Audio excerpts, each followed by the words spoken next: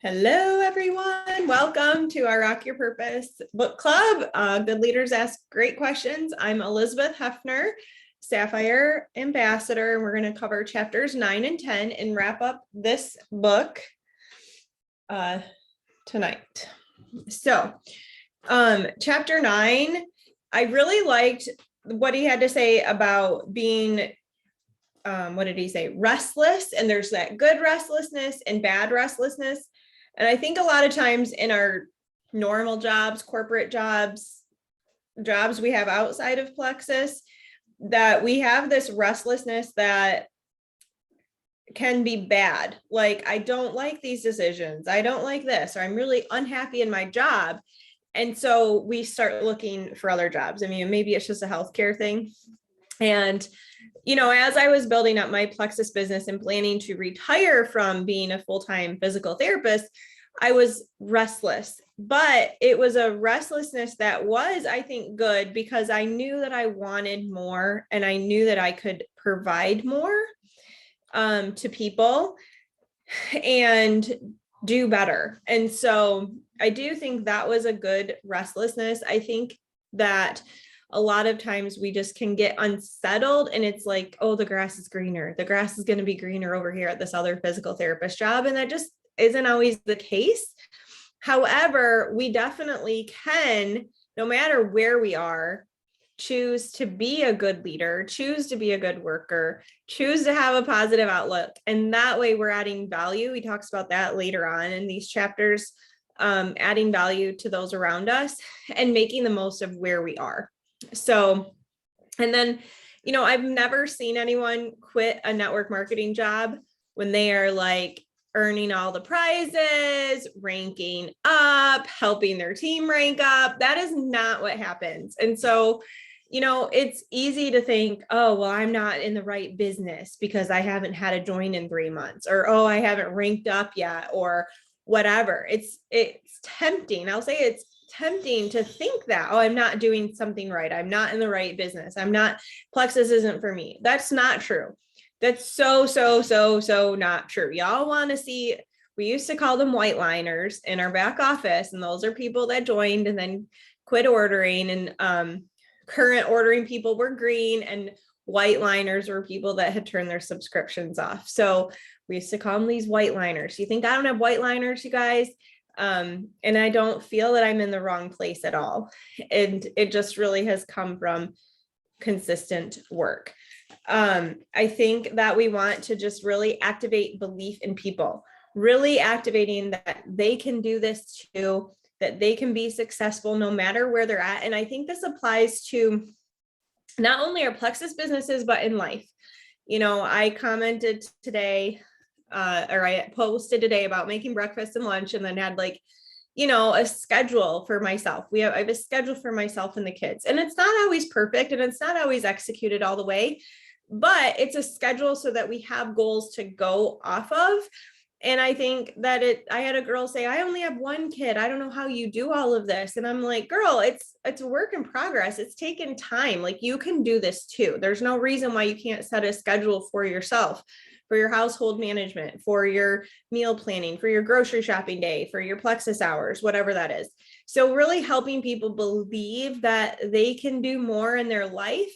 And we want them to do more with Plexus and with us because we see this huge opportunity. But again, we're talking about adding value. And so if we're adding value and encouraging our mom friends and our dad friends, if you're a guy on here, if you, wherever they're at in our work, as a physical therapist, yes, you can take that continuing ed class. You can get better at your manual therapy techniques, whatever it is. We can encourage people, and that's activating belief in them. And really just having this conviction of knowing where we're going and not losing sight of that. A lot of people put like their dream board as their home screen or screensaver on their phones, or maybe you post it somehow in your office or on your mirror. For a long time, I had my dreams written out on a piece of construction paper in the laundry room, because I was in the laundry room every day. Every day I was in the laundry room. I normally, and still, I get up, I get ready. I'm not back in my bedroom. I'm not staring at my bathroom mirror multiple times a day. It's like once or twice, right? But I was always in the laundry room when my kids were younger. Now they have them doing laundry, so I'm not in there every day, but I had that up there for a long time so that it was knowing where I was going and having that unshakable belief so I could share that with others. I like how he talks about creating wins for people. That's why we have our momentum chat, so we can really celebrate one another, and we can send out those little gifts for every 10 joins that we get and celebrate those wins for people, but just really helping people see that, hey, you got to join. I'm so excited for you.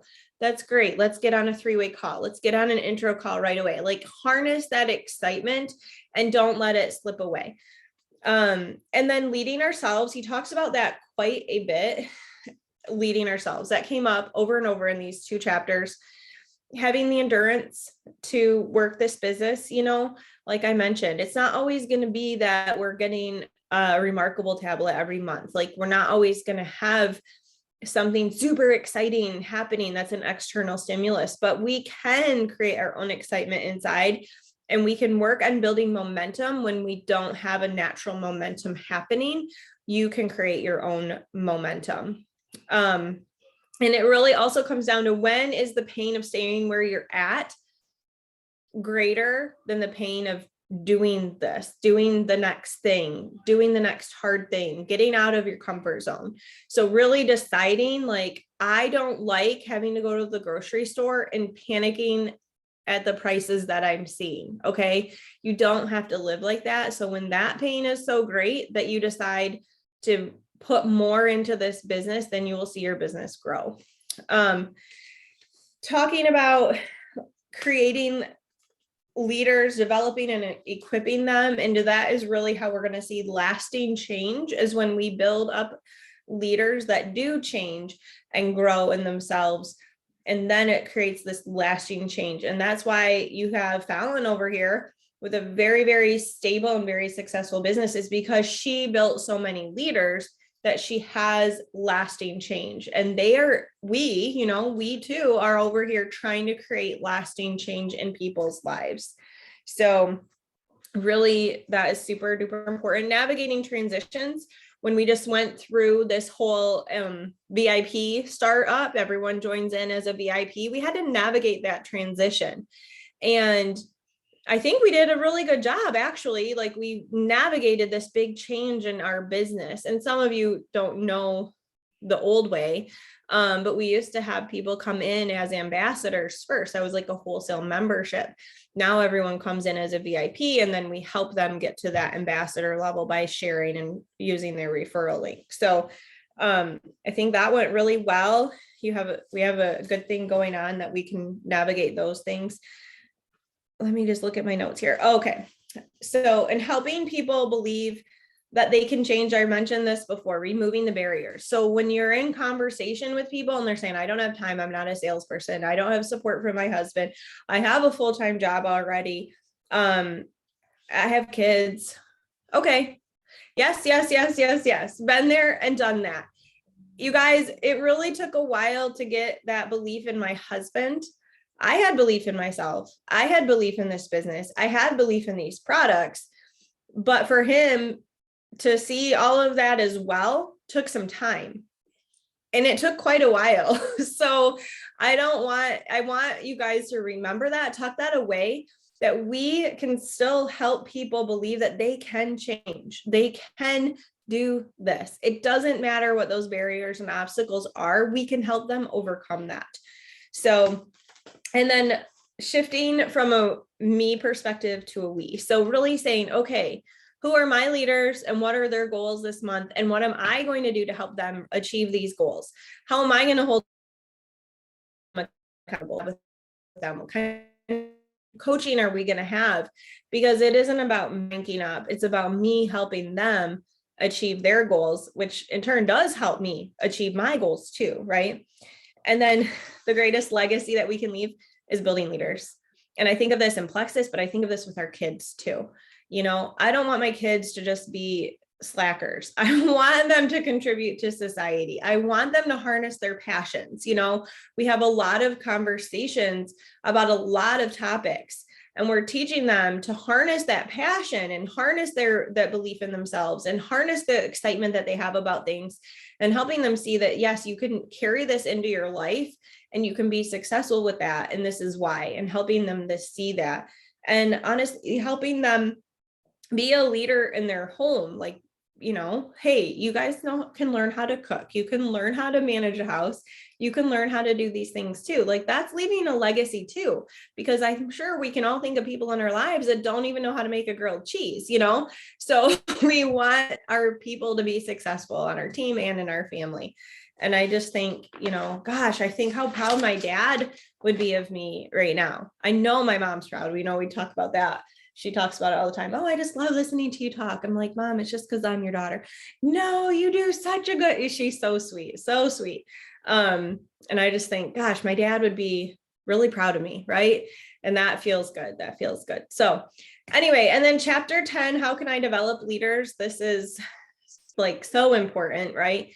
Everything rises and falls on leadership. End of story, right? Like, that is where we're at. Where is our leadership lid? How are we harnessing that? How are we growing that? And just becoming a better leader. So I really like how he gives specifics on how to find and attract leaders. So there's that box on, I think it's page 267. And I got to that. Let me make sure I found the right part. Yeah. 267. Who are your leaders? And he gives that little list of criteria. And I literally whipped out a pencil and just started writing down people in my life that I know that have some natural born leadership skills and capability. And I'm like, oh, they're all getting a message soon. Like, that is happening in the next week. And so, why are we not harnessing the people in our lives that already do have good leadership skills? And I think our team is really, really good at helping people that need help. We see people with a financial need, and we see people with a health need. And we are like, oh my gosh, you can do this. This could be such a great answer for you. But we don't want to forget about the people that we already see as natural leaders. And as John Maxwell talks about over and over and over again, you can develop yourself as a leader. So we're still talking to everyone, right? But I like that he just really pointed that stuff. So who are the people in your life that get stuff done? Like, I was not a candidate to start a home-based business. I was working full-time. My husband was in school. I had 4 little kids. I was teaching at PT schools and physical therapist assistant schools. I was busy. I was already busy, you guys. Like, there were days I did not sit down, and I am not exaggerating. And here I am starting a business. Why? Because I know how to get stuff done. And I've said a couple of times in different situations through the years of doing this, I'm like, y'all need to go get a full-time job then, because it's going to provide some structure to your day. It's going to give you more to do. So when you do have free time, you're using your time more wisely. Do you know how clean my house was every Thursday for years? Because I went back to work on Friday. So by Thursday, my house was clean. Everything was done. The laundry was done. The house was clean. The groceries were bought. Everything was done because I had a deadline to work against, and I was able to get things done. So looking for those people, I can't stress that enough. Looking for influencers, not social media influencers. We're looking for people that have positive influence in their network, in their life, that have a positive outlook, that are influential, that, because you cannot delegate influence. I can delegate a graphic.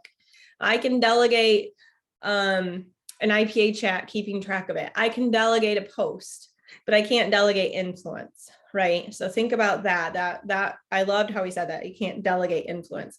Character, who do they know? Whom do they know? What do they know? What's their experience brought them? How do they communicate? And he doesn't say, how do they communicate? He says, how do they connect? How do people connect with other people? What do they, when you're at church or you're out at the playground or whatever, what is this persona that people have about them and how they're connecting with those around them? My kids are like, now at the point, I'm like, I just have to run into the store and get X, Y, and Z. And they're like, we'll go we'll go because we don't want you talking to people because they know that I will find someone in some way to have a conversation with them. And it could be someone I know, which is likely in our little tiny store in our town, or it can just be someone that I'm talking to because I like to connect with people. Passion, helping, people that are passionate. You guys look for people that are passionate, because if they're passionate and talking about things they're passionate about, then they're going to find it easier to talk about plexus too. Experience, past successes, and their abilities, their natural abilities. So kind of looking at that, we have a lot of therapists, PTs, OTs, speech therapists, PTAs on our team. Did I say OTs? Yeah. Anyway, we're kind of this group of people that are high achievers. And so I think that's why we have a lot of therapists on our team, is because we come from wanting to achieve. We have a lot of like athletic people on our team, because those are people that have learned to push themselves. So it's just kind of cool. It's just an observation.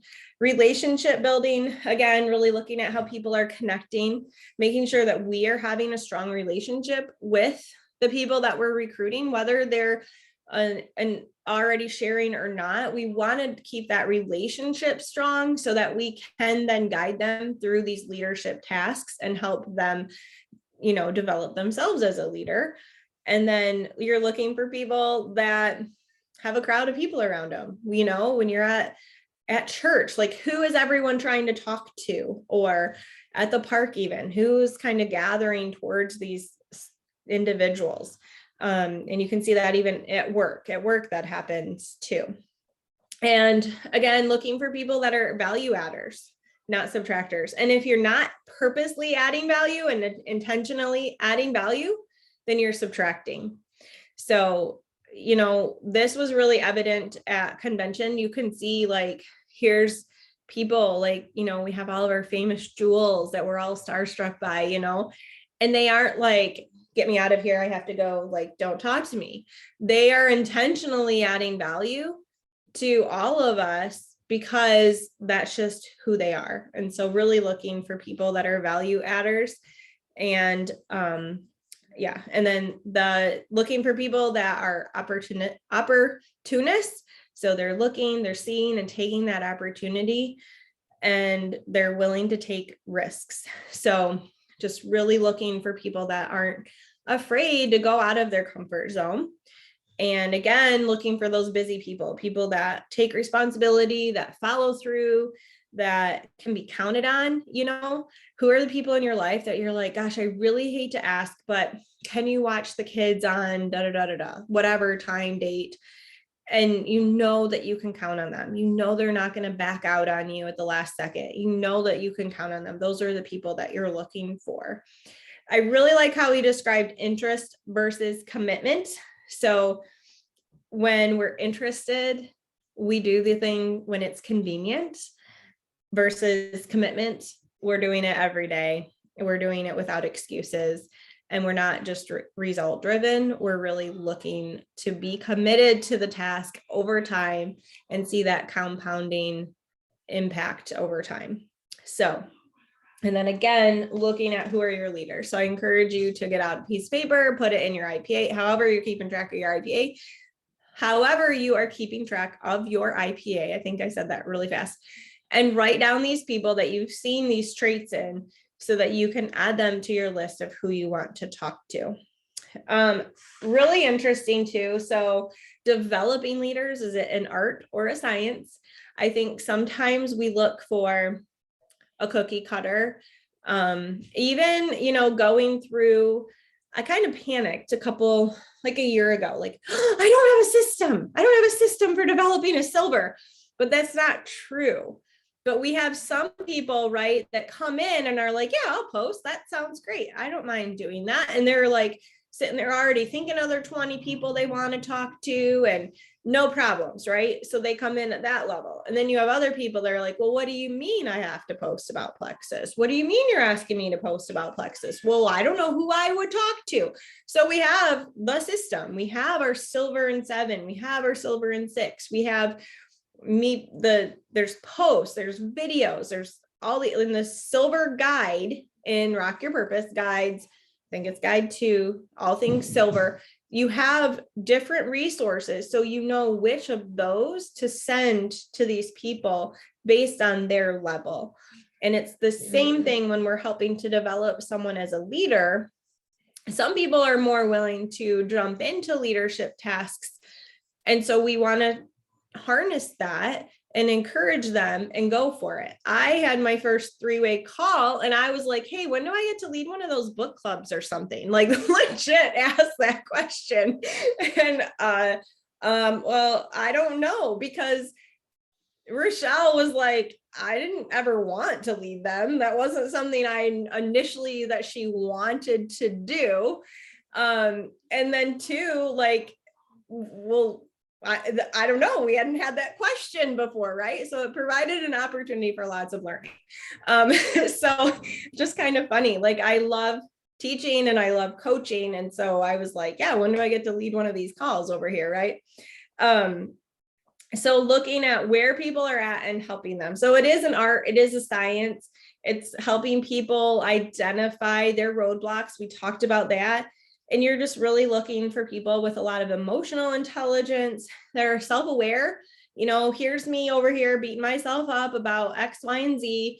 You know, I'm very aware. I'm thinking, what could I have done differently? What could I do better? Okay, that situation went pretty well, I think. Okay, you know, self-reflection. Like, these are things that you can start practicing yourself. And you can look on it. It's page 268, right? Where he talks about all of this. And then also you're looking for this with people that have a lot of empathy, people that have a lot of intuition and have people skills. So we all know these people, and you have some level of all of these traits, you guys. So yes, he talks about this. I want to touch on this too. Like, we have our whole like natural gamut of things. And there's sometimes that we're going to spend some time working on our weaknesses, but we also want to make sure that we're playing in our strengths. So of course, and this is kind of like these basic things. Like, if I'm an elementary school teacher or homeschooling, like, our kids have to learn how to read and write and do math and learn how to learn, right? So I'm not going to let my first grader just not learn phonics. Like, we can't just not learn phonics because it's not her strong suit. Like, that's not okay. We still have to hone in on these basic leadership skills. And then when it comes to developing even further, then we're playing more in our strengths. And that's why we're a team, is that then we have different people doing these different things to help us all be strong together. So helping people realizing their talent. So that really gives people hope when we can say, oh my gosh, that was so good when you talked to so-and-so in the chat and you really reassured her about the detox and you explained it really well and you really touched base with her really well on that. Like, you're affirming that hope and you're building them up.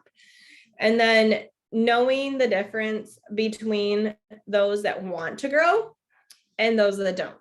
So obviously this is coming down to attitude and effort.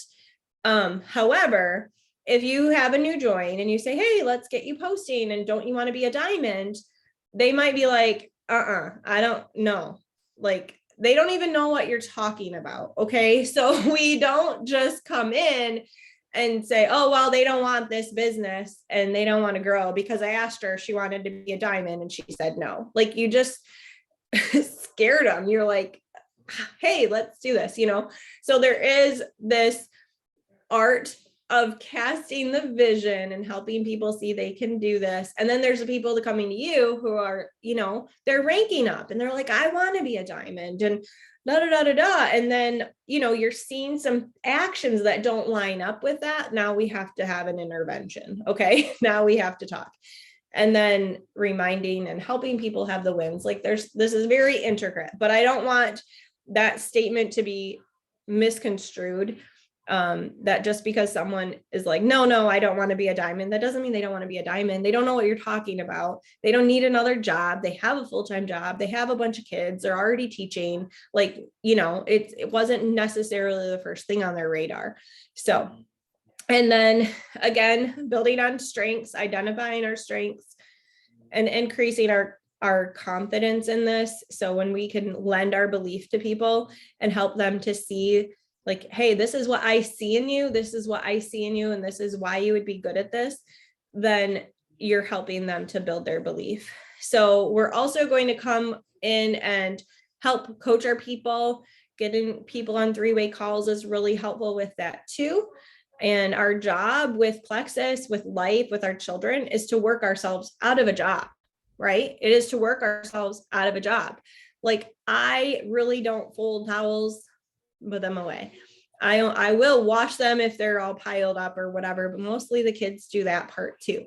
Like, and I'm slowly giving them more and more tasks so that I'm not the one managing every little thing, because they are more than capable. I am working myself out of managing the house. I'll always be the manager. I'll always be the leader of making sure things get done and instigating it for a while, I think, especially dealing with teenagers. That's a whole new ball game over here. But it doesn't mean that I have to still do every little thing. So working ourselves out of the job. And when we're with our businesses too, first, we're going to do things together, or I'm going to do it and you're going to watch. You're going to watch how I start the IPA chat. You're going to watch how I keep track of the IPA chat. And then we're going to take a month and we're going to do it together. And then I'm going to hand it off to you, right? This comes down to leading calls like this. I'll pull my leaders in. Hey, lead book club with me. That sort of thing. And then really helping people getting out of their comfort zone. Identifying the top 20%, because we want to spend 80% of our time with our top 20%. And we want to look at who's recruiting, who's doing the things, who's showing up on these calls, who's in the IPA chat consistently, who's teachable and coachable, who has that potential, and then also who's passionate. So those are some things to keep in mind when you're identifying that top 20%.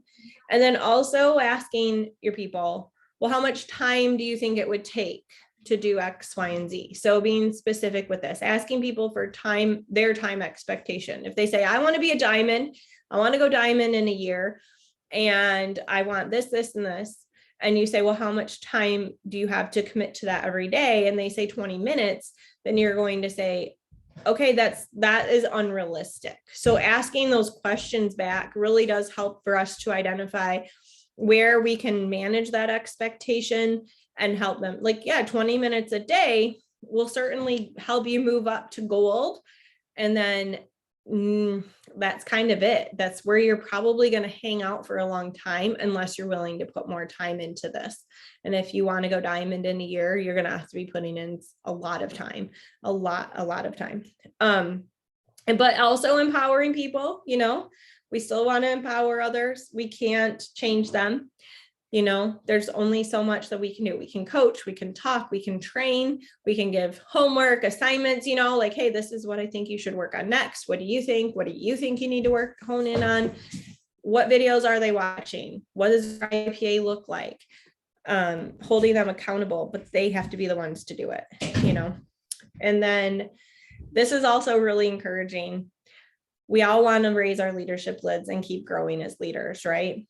But even if you've just come in and maybe you're not even silver yet, maybe you are, guess what? You are still ahead of those people that you've recruited. Okay. We can still stay one step ahead. We don't have to be a John Maxwell coach in order to be successful with coaching and leading our people. We do want to make steady efforts in our leadership growth, but it doesn't mean I have to quit recruiting and quit coaching and quit doing the things while I'm growing as a leader. We're going to continue to learn as we go, learn as we grow. And yeah, so touch on that. And then inner circle, find the people that are using their water buckets on the fires and not the gasoline buckets. I loved that. those are your inner circle. And, I loved how we really touched on all of that. You guys can certainly read more about that, but that was something that I found really important. Find your people that are using their water buckets. And in general, in life in general, in this business and our support system, our community, look for the people using water buckets out there and recruit them, please. Like, those are the people we want on our community, not people throwing gasoline on everything. So those were my takeaways. I try to talk really fast. I'm sure you noticed. And so I'd love to hear from all of you too.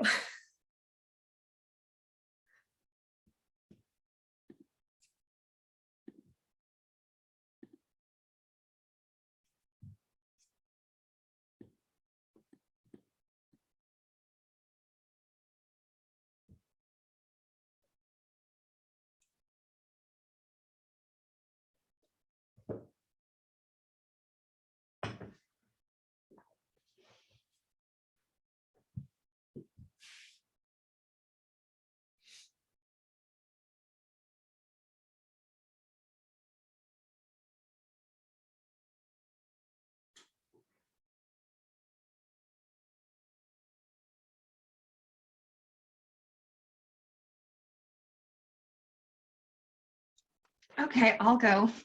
I was trying. Anyway, I won't call anyone out either. In chapter 9, where in part 3, how do I change my mindset from that of a producer to a leader? And Lauren had kind of touched on some of this last week. I finally got to rewatch that one. I like the breakdown between those two people and how they look at the tasks that are set for them. And in order to lead, we need to be duplicating. It's telling me my internet is very unstable, so if I'm breaking up, just mute me and move on. But there was that chart, and then the one that you had pointed out, Elizabeth. When I looked at this list, I immediately thought of a list of diamonds in my head.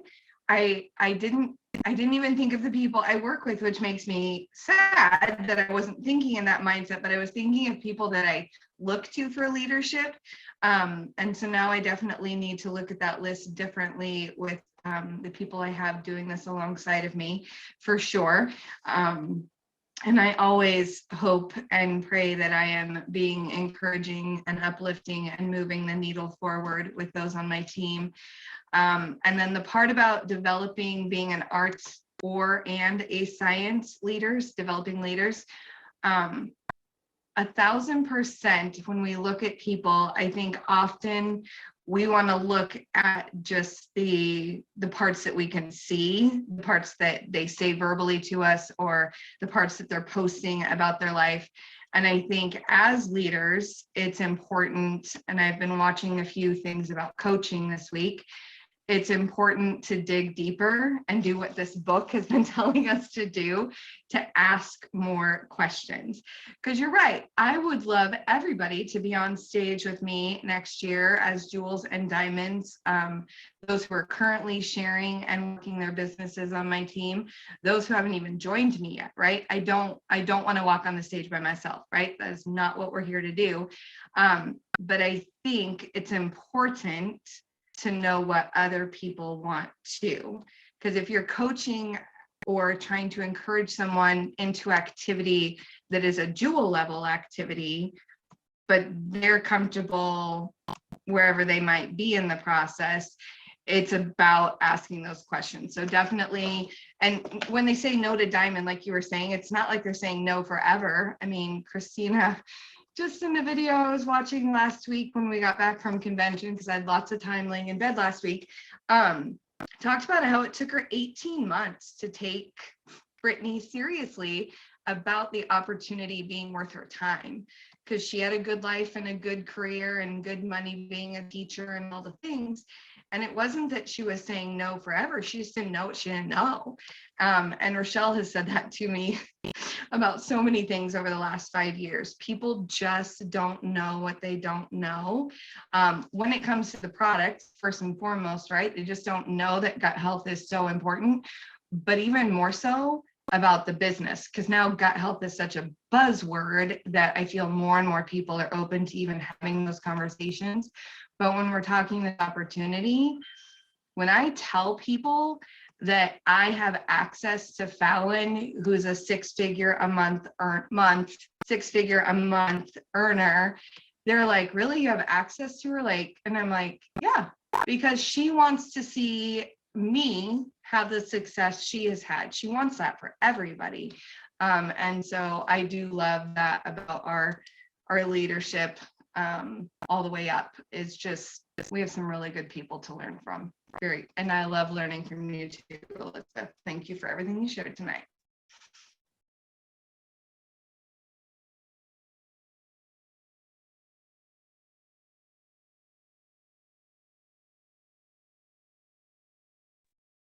All right, well, I'll go ahead and say something, even though my voice is gone again.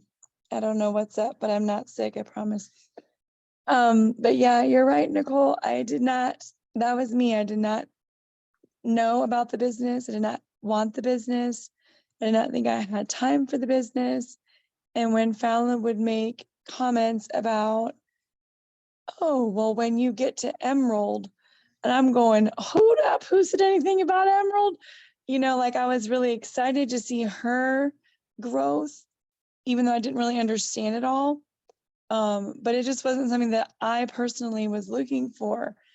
And, you know, everybody has their different reasons of why they want to do the business. And it is important, I think, to investigate that a little bit. But for her, she needed the business. They didn't have money for diapers and shoes and Christmas presents, right? And so she needed the money. And I'm much like what you were just mentioning, Nicole, like with Christina, like we had a great life. Matt was in the military and we went on vacations and we could afford whatever we needed to buy and we weren't in debt and yada, yada. And so I didn't necessarily need the business. But when I saw how these products were helping my little baby, then I wanted to tell everybody about that. And then I got so excited by seeing how much it was helping everybody that is why I wanted the business. So everybody will have their different reasons of why they want it. And yeah, the leadership thing, I don't know. One of the things that I was just talking about yesterday with my little 10-year-old is she was watching this show and it's Fancy Nancy and Fancy Nancy wants to go to Paris. And so she's like collecting all these coins and they're going to save up money and they're going to go to Paris. And so anyways, the whole little cartoon was cute and the mom was talking to her about different things. Well, anyway, so Lainey gets this in her idea that she's going to save up all of her pennies and money and we Osborns are going to go to Paris. And so she's all excited about this and other people are like, what? You want us to put our money in this jar? I don't want to do that. And so I told her, I was like, listen, Lainey, you have to get your team on board with you. You have to make them understand that Paris is amazing. You have to talk about how great it's going to be and what you can do there and whatever. So I was having all these different conversations with her and I said, they're not on board. They don't want to put their money into your piggy bank so that the whole family can go. So I don't know. I just thought of that as when we were going through these chapters, this last one here, like people need to be on board and they don't know what they don't know, because if they knew what we know, then they would be wanting to do what we're doing, right?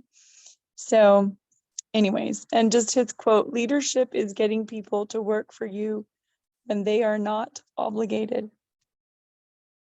You know, I mean, you have to, I was at that point. I wanted to lead the calls. I wanted to do the things. And that was as a senior Ruby. Fallon was putting me in with the jewels and doing the calls. And so that was me wanting to do that, you know? So you want to have those people that want to do that with you too. All right, I'll be quiet now.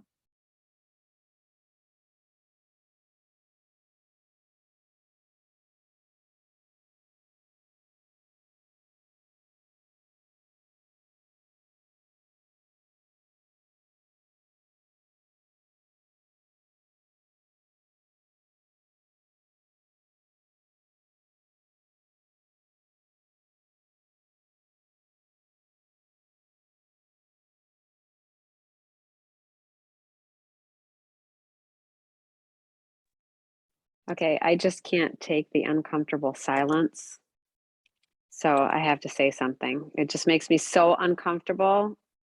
I was trying to wait as long as I could, and then Nicole finally jumped in and got the ball rolling, and I just can't take the silence any longer. So one of the things that I loved was whenever I feel like I start the phrase out like that a lot. One of the things that I loved, but just talking about drawing out what you see in the other person, that's truly what I think that like Elizabeth and has always, uh-oh, my battery's going dead.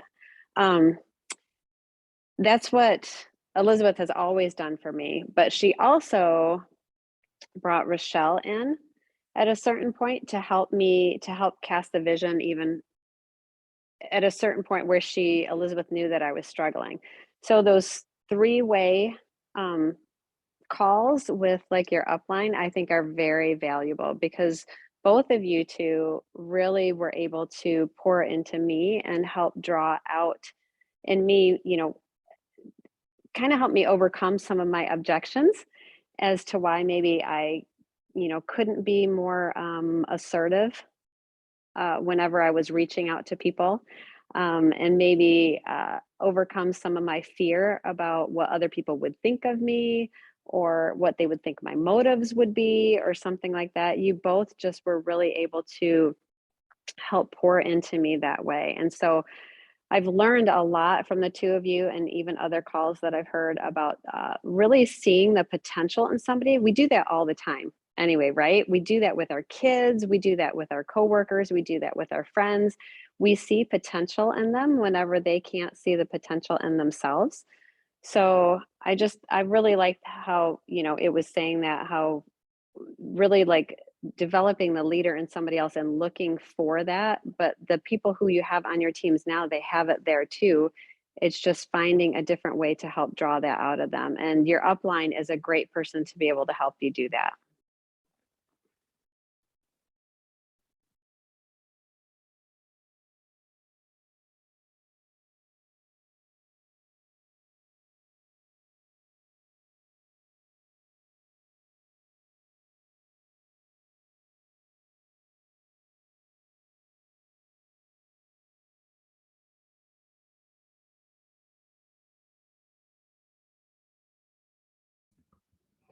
To tag team off of that, Charla's, I was also kind of waiting to share as being a visible leader, like putting yourself out there, making those videos, having your three-way calls with your downline, being that visible leader so you are able to cast that vision to them and pour into them, asking, my biggest takeaway from this whole book is just getting to the bottom of people's behavior, right? Like you ask a question and you keep digging and you keep digging and you find out what it is that's driving the behavior or lack of behavior that you're seeing, and kind of coaching into that and pouring into that to overcome those objections. So making yourself that visible leader in those three-way calls so you can help your downline become the leaders that they are.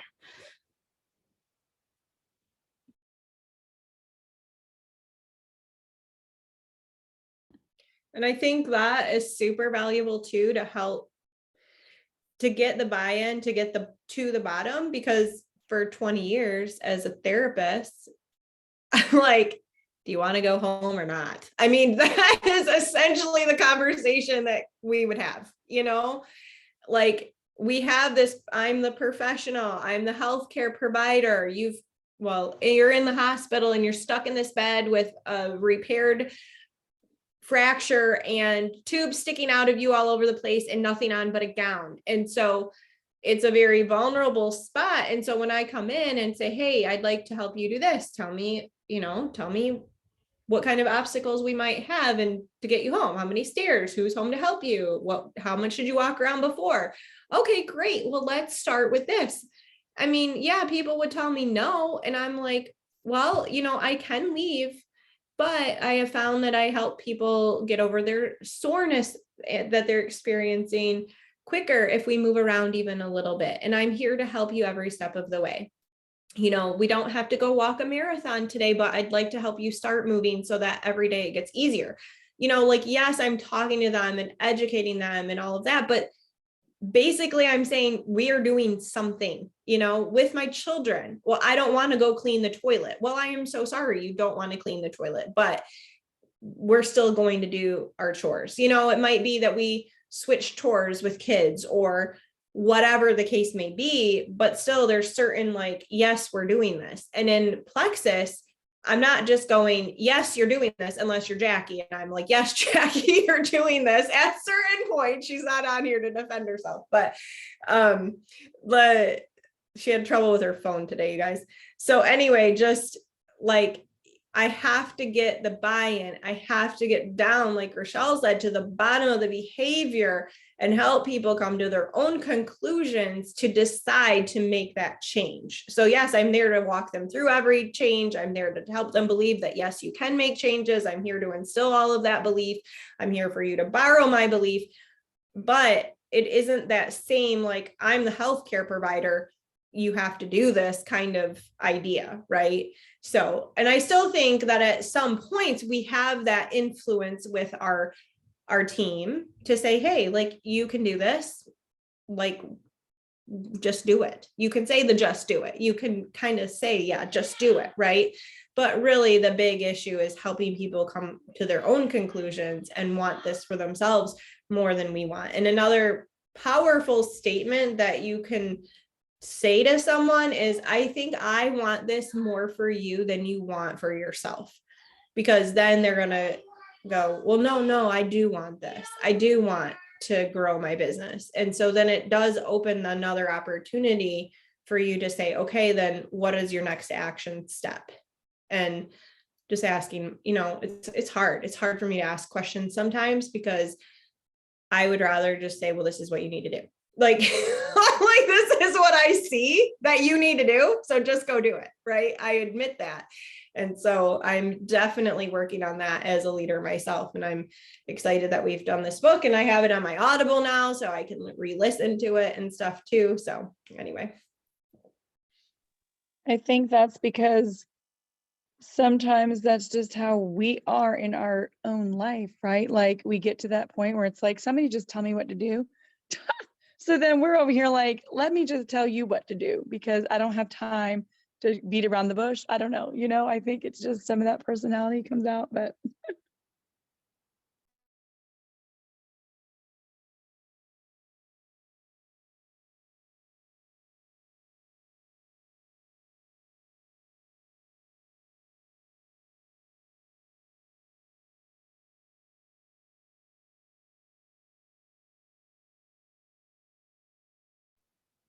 Nicole, I think you're still muted. I'm over here having a conversation with myself. Can you hear me now? I feel like a Verizon commercial over here. Oh my gosh. Okay. Okay. I was saying I wanted to share the 3 other things from the last chapter that I had underlined, circled, all the things. The first being, if people cannot see a better future for themselves, you need to show it to them. And I think this comes back to getting and asking the good questions about the why. So on my first go around with Alexis in 2016, which is crazy to me that was 6 years ago, Fallon asked why I would want to share and make money doing this. And even then, 6 years ago, it was because I don't want to see my husband work till he's 75 at a job that he has lost love for. And that still maintains my number one reason. He's now 53, which means I've got a few more years left here, but trying to show people, as good as your life might be, how much better could it be if you had $10,000 discretionary income at your hands every month. We've always been givers. We've always been tithers. We give to lots of organizations and stuff around the world. And how much bigger and better could that be? So I love that, showing people the vision for what you know, for me, in order to retire my husband, I need to be a sapphire like these sweet gals here, because that's where we sit right now as a family. So in order to retire him, I have to replace that, right? But in order to then continue to give in a way that would reflect that, I want to be diamond, and I want other people to see that that's possible. So when I came back at my 5-year rejoin, and I had the same reason for wanting to do it again, Fallon's like, I think you need to dig a little deeper in that. And it became deeper to me at that point, because I also don't ever want to see people suffer the way I was suffering in 2017. So yes, I want the financial freedom and that opportunity that it opens up. But I also, at the age I'm at the age a lot of my friends are at, where life just gets a little more complicated, ladies, and all the things, I just don't want to see this generation of people go through what the generation ahead of us is going through. And, you know, so it's a two-part for me. I want people to feel their best, but I also want people to be living their best life. And money is not the root of evil. It's what you do with it. I want people to be able to give generously and help others in a way that, you know, again, having large amounts of discretionary income can do for us. So I loved that part. And then treating them not as they are, but as they could be. So feeding into people what you see, the good you see in them, and pointing that out is always super, super important. So just wanted to share that.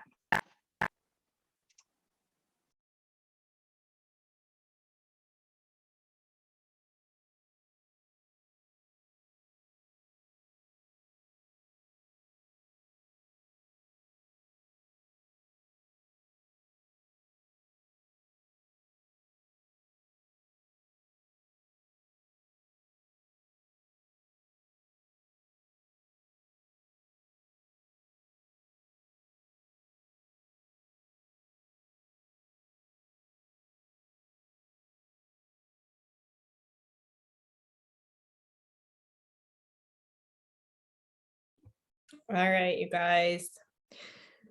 Thanks so much for getting on. I'm gonna wrap it up. Lots of really great discussion. And again, I love that we can be encouraged and realize that a lot of leadership skill develops when we learn how to ask questions, how to instill belief in others, how to help them see that they help others see they can do more than they think that they can. In general, there's really very few people out there that are just making the most of every minute of their day, you know? And it doesn't mean that we all have to be like super high achievers. However, it comes down to the slight edge, those atomic habits of moving the needle forward every day in our life, and not just settling for the 9 to 5, not just settling for being in a position that we're not being able to be used to our full potential. And so it just comes down to asking more questions. So it's, this has come a lot in handy with my teenage daughter too, is just really saying, well, what did you think about this situation? How did this go? How did you respond? Like, how did you respond? Well, she, no, how did you respond? Well, he, how did you respond? Like, you can't control how they're responding. You can only control how you're responding. So just really helping, like having that practice, I think is really, really good. Because it helps pour in, it carries over to our coaching, and our coaching carries over to our family. So learning to just ask more questions is super beneficial. And, you know, Fallon on the Ruby coaching before this was saying she doesn't really prepare for coaching calls because it just comes right out. And I'm like, oh my gosh, like she just has that huge natural ability to be a leader, and she's grown so much as a leader, right? And it's really encouraging because she has done it with all these little